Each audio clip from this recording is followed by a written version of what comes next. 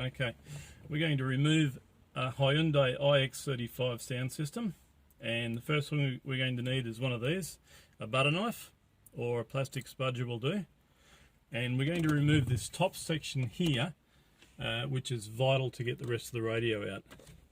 We're going to do that by putting the butter knife in on the sides and lifting very hard, being careful not to damage the dashboard, and then we're going to do the same to the other side,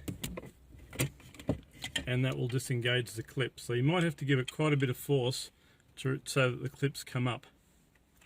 But once you've got that out, that can just sit up there. And this part here, once again, it's loose at the moment, but you'll need to get a butter knife in and really get under it without damaging the dashboard to disengage the clips. And that's the yellow clips there. So once you've got a bit of grip, you can give it a hard pull and it will come out. That will expose 4 screws. There'll be one there, one there, one there, and one there. You'll need to remove those 4 screws, then grab the unit, both hands, and take it out. There will, of course, in the back be an aerial, which just plugs in and out, and 2 large plugs, which are keyed in.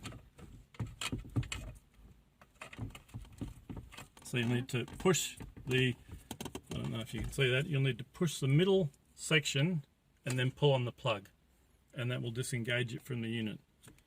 And once it's out, you can send it to Supertech Electronics for repair.